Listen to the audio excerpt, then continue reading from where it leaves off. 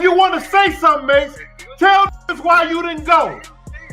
Mace, why you didn't go to the party?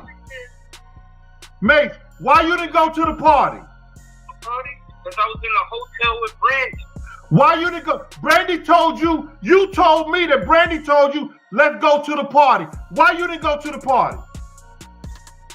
I didn't go to the party because all y'all seem like snakes. And I'm not going to... So, Mace, who told you, Mace, didn't I tell you, listen to him, Mace, let's keep it 100. When you was riding around, Let me answer. Go ahead. Let me answer the question. You guys was the security.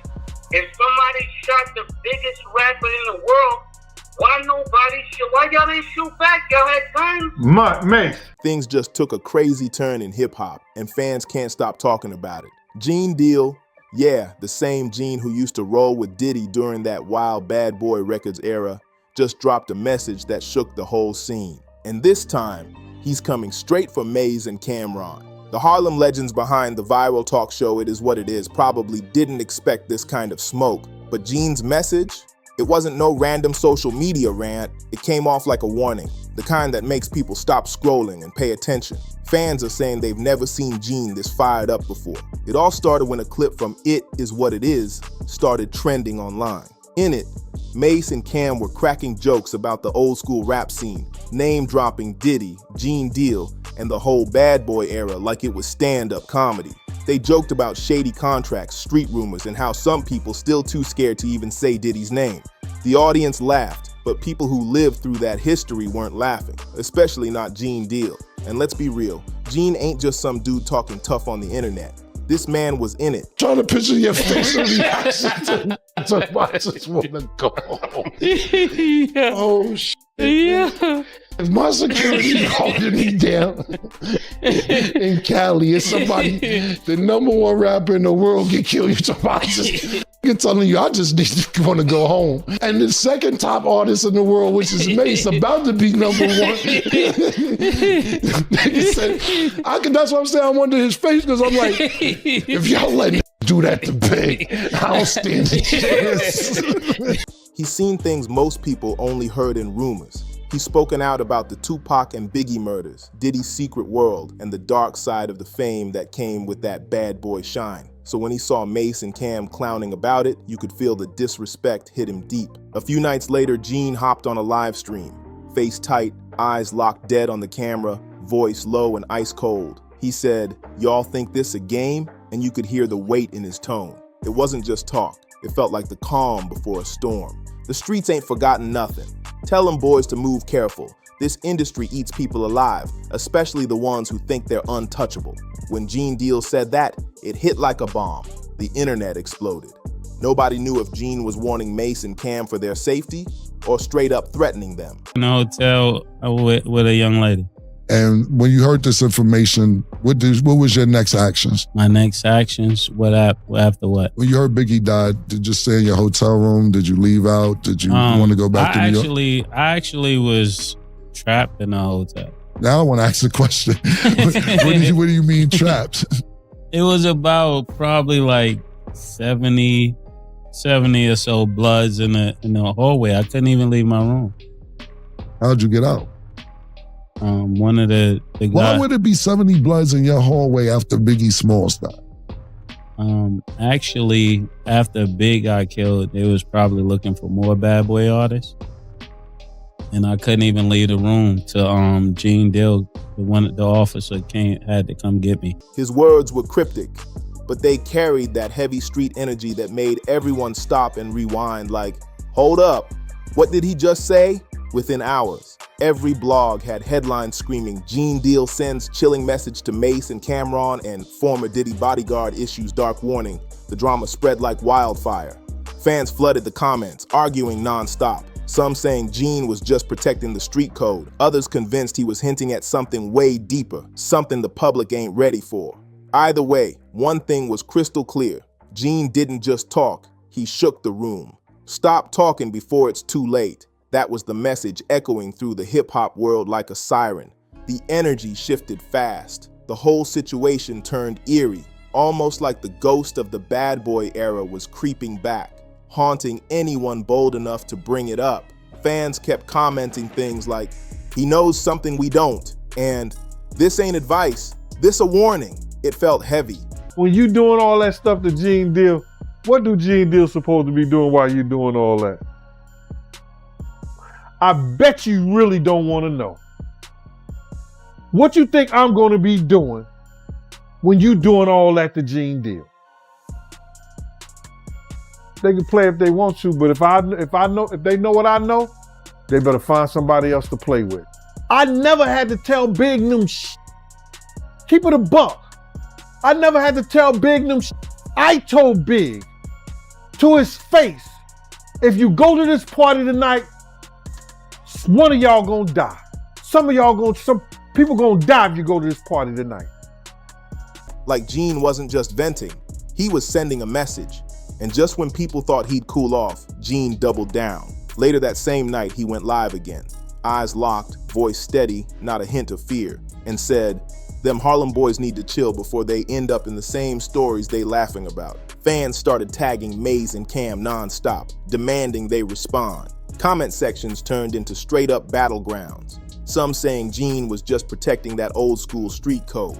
Others convinced he was hinting at something way darker. Behind the scenes, everyone was whispering the same question. Were Mace and Cam actually scared? Were they gonna clap back or keep it quiet? Now the content creators who went out there and they started running off by their mouth, trying to make airways and trying to make a show. Here go a grown-ass man, Mace and Cameron, made suggestions to Bad Boy Security. These clowns out here was gonna go out there and make videos. When you do stuff like that, you gotta know right now that people look at me as being Bad Boy Security. You gotta be clear.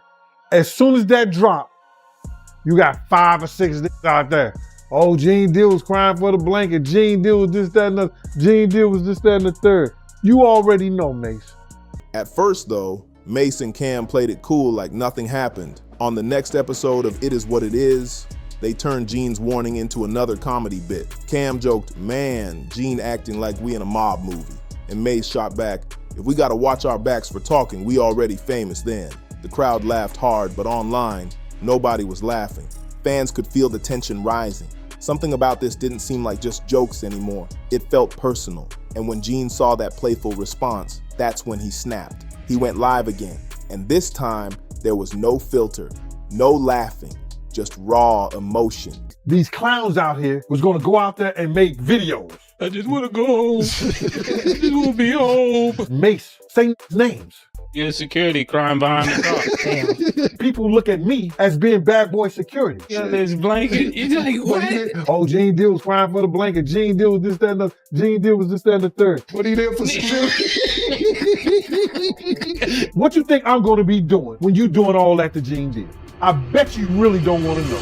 "You Harlem boys always playing," he said, his voice sharp with frustration. "You think because you on camera can't nothing happen to you. Cameras don't save people. Ask the ones who ain't here no more." The chat went dead silent. People watching could feel the shift. This wasn't entertainment, this was real talk. Then Gene went even deeper, reminiscing about the 90s, the days when people vanished just for saying the wrong thing. He hinted that the industry still runs on secrets, and some of those secrets could get people touched. This is the same man who claims he witnessed things tied to Biggie's death, and even says he's still being watched because of what he knows. In past interviews, Gene once said, "The truth got bodies attached to it," and that line alone explains why his words hit so different. So he was trying to divert that whole conversation and make it seem like, so Gene, why you didn't shoot? Listen to me. It wasn't because Big wasn't my principal. And he knew the fact that we had blew the light and we was halfway down the block, crossed the light, and then when the first shot went off, our driver took straight off. I'm screaming at our driver because he was told that somebody was pointing a gun at Big and them. He should have just threw the car in reverse. He knew the whole story, my man, because me and him had a conversation on the phone. He the one told me, well, I was in the room with Brandy and Brandy was trying to get me out the room to come to the party. So I felt that was kind of weird. So She said Brandy was calling me trying to get me out the room to come to the party. Well, you was in the room with Brandy. How's she calling you to try to get you out the room to come to the party? You know what I'm saying? This was going through my mind. But Mace knew the whole situation. When Gene starts throwing out warnings, the whole hip-hop world stops and listens. Fans instantly turned into detectives, digging up old interviews, replaying every clip, connecting dots between Gene's statements and Mace's rocky history with Diddy. And if you know that history, you know it runs deep. Mace's story with Bad Boy is straight chaos. Shady contracts, missing royalties, years of silence, and then that dramatic spiritual comeback. He's been calling Diddy out for years, accusing him of exploiting artists, and now with Gene jumping in. It feels like those old wounds just got ripped wide open. But this time, it's not about fame or money. It feels dangerous. Mace knew that it's no way possible that I was able, being sideways in the car, because Puff, when I got in the car, Puff had put his seat back. Now I'm sideways in the car like this, and I'm cussing him out like, yo, man, what the f is you doing? Why you got your seat back like this? We hear the shot, bow. Puff put his head down. I go to open the door. Kenny flies, going straight. So he knew the whole story. What I supposed to do? Put my gun out the window and just start shooting like this? When the car had already turned the corner, it came out of parking space. So he knew the story, bruh. He was trying to just divert the attention of, well, why security? So ask security, ask big security, ask Paul, ask the LAPD. The LAPD officer that was right there, they was right behind. Paul was outside the car. Why didn't they shoot? Why when we turn back around and come down the street, that they way down the block? They coming back when we get back to the car. When we get back to the car, nobody's in Big's car. But Big, Mace knew this. Even Cameron, who's usually the class clown of every situation, started to look uneasy once fans kept tagging him under Gene's videos. You could see it in his energy. The laughs weren't landing the same, the smiles faded faster. That usual Harlem confidence started cracking just a little. Then in a later episode, Cam finally addressed it head on. He said, "We not scared, but we not dumb either. We from Harlem, we know what time it is." That line right there said everything. It told fans this wasn't just YouTube gossip anymore. This was tension with real roots between two generations of hip hop. On one side, you got the OGs like Gene Deal, who lived through the darkest, bloodiest parts of the game. Can't tell me nothing. That's why when we talking tough, I said, man, just say it. I didn't see all that. Nigga said he want to just go home. Oh, shit. His blanket. He's like, what are you there for security? You're never going to be in this position. I just want to go home and I just want to be under my blanket. Oh, we got to get out of here. God, you get me out of here. I'm never fooling with these niggas. On the other, the new voices treating it like entertainment. Gene came back swinging with another message saying, "These new media dudes don't know what kind of doors they opening. They laughing, but them jokes come with curses." That line blew up the internet. Blogs, Twitter, YouTube, everyone was reposting it, dissecting it, reacting to it like it was a breaking news alert. Suddenly, people weren't laughing anymore. They were spooked. The whole vibe flipped instantly. It didn't sound like Gene was trying to start beef. It sounded like he was warning them from real-life experience. You could feel the weight behind his words, like he'd seen things he wished he could forget. By this point, the entire hip-hop media world jumped in. Podcasts were breaking down every frame of his live streams. Reaction channels were running wild, and even rappers started giving their 2 cents. Some people said Gene was being extra, that he was overreacting for clout. Me and Bass had this conversation. Him and Tone is like this. He knew me and Tone jumped in the car and chased after the guy. We couldn't catch him. He wanted to divert the attention from himself because why didn't you tell Big that these dudes was trying to get at you, bruh? You had that conversation with with Puff, but you ain't had that conversation with Big. Big was your label mate. So people come on to him, why you ain't shoot? Listen to me, bro. At that time, I was young, dumb, and full of cum. Anybody who really knows me know that they ain't got to worry about nothing if it comes to the point where gunplay has to be a part of my security. I'm not going to hesitate because I never bodyguard anybody that I wasn't willing to lay down my life for. But others swore he was right on point. One influencer even tweeted, Gene Deal might sound paranoid, but history proves he ain't lying. And that tweet went viral because deep down, everybody knows hip-hop's got a dark, dangerous past. From unsolved murders to silent cover-ups, too many voices got silenced the minute they said too much. So when Gene says, "Move careful," people don't treat that like a quote. They treat it like a survival tip. In this industry, secrets still cost lives, and everyone knows it. His warning didn't come out of nowhere. It came from somewhere deep. But the way he said it this time, it felt personal. In another clip, Gene leaned into the camera, his stare cold and serious, and said, "Mace, you know I'm not lying. You was there. You saw what happened when certain people crossed that man." He tried to bury it, but that moment flipped everything. Let me ask you something. I'm gonna get to that. Mace, Mace, one question. When you was riding around Cali with Stevie J, didn't I pull you to the side and say, "What the fuck is you doing in a drop top Benz riding around with Stevie J around Cali?" Did I say that to you? Did I say that to you, Mace? That's some This wasn't about beef anymore. This was about survival. The comment sections blew up instantly. People were saying, he's not threatening them. He's reminding them. And the message was clear. History always repeats itself if you don't move right. It hit especially hard for Mace, since he's been one of the loudest voices calling out Diddy's alleged shady business for years. Remember that fiery interview last year where Mace said he wanted to free the souls of artists trapped in bad contracts? Yeah, that's exactly what Gene was referring to. Then Gene hit back with one chilling line that stopped everyone cold. He said, "The people who talk about freeing souls usually end up losing theirs." That quote spread like wildfire across every platform. It wasn't just words. It sounded like pain, like someone who's watched people pay the ultimate price for speaking too loud in the wrong room. Meanwhile, Cam tried to keep it cool, cracking jokes on the next episode, brushing it off like nothing. But the tension was thick. You could see it in his face, and how careful he was choosing his words. Say, if you gonna say something, be man of motherfucking never to name the name. When I tell a motherfucking story, Rick, I tell it with the name. Everybody trying to go viral. Everybody trying to go viral. Everybody trying to go viral out here. During one segment, he tried to lighten the mood, saying, "I love Gene, but I don't like when old heads make things sound spooky. We comedians with mics, not gangsters with guns." The audience laughed, but it wasn't the same kind of laugh as before. The energy felt off. Fans online caught it immediately. Fewer jokes, more long pauses, and way more side-eye between Cam and Mace. Even Mace, who usually throws the hardest jokes, looked quieter, more reflective, like he was double-checking every single word before letting it out. Some fans said Gene was just warning the younger cats not to play with certain names, while others swore he was acting like a messenger, maybe even speaking for someone powerful who didn't want to get his own hands dirty. One user tweeted, "This sounds like a warning straight from Diddy's camp," while another fired back, "Nah, Gene's protecting them before the game eats them up too."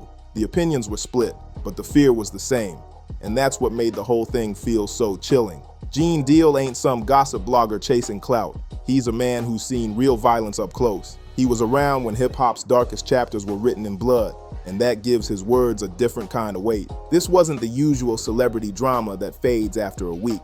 This was real talk about legacy, power, and silence, the kind that makes people look over their shoulders before they speak. His message reminded everyone that behind all the viral clips and YouTube laughs, there's real danger in mentioning certain names, especially when those same names built empires off secrets nobody was ever supposed to repeat. And Gene, he's still not backing down, not 1 inch. On his own podcast, he doubled down, making his stance crystal clear. They can laugh if they want, but I sleep good knowing I warned them. The same people they joke about still got pulled, and I don't want to see no young brothers become martyrs for clout. That line hit deep.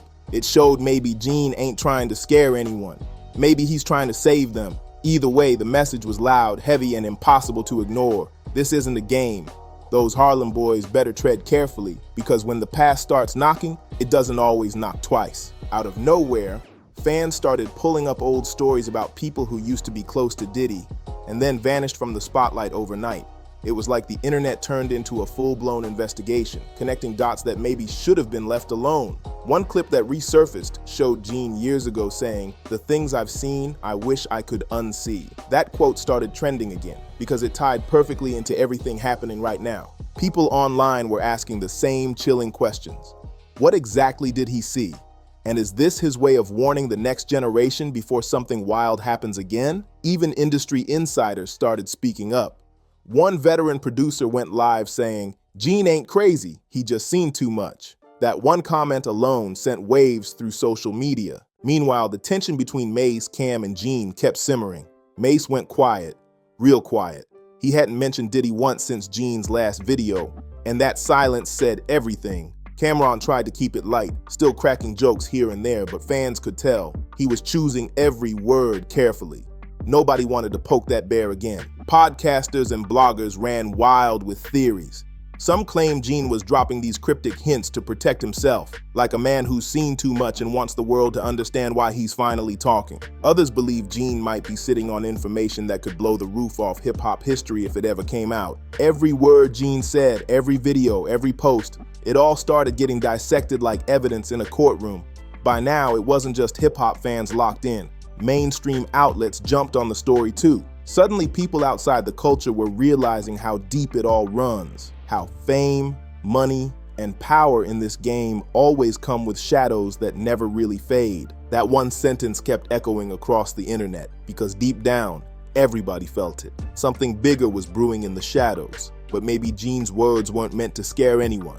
Maybe they were meant to protect. He's watched too many people fall for saying the wrong thing in front of the wrong crowd. And now it's like he sees Mace and Cam walking that same dangerous road. Online fans are still split right down the middle. Half are calling Gene a truth teller, a real one just trying to keep it honest in an industry full of fake smiles and closed doors.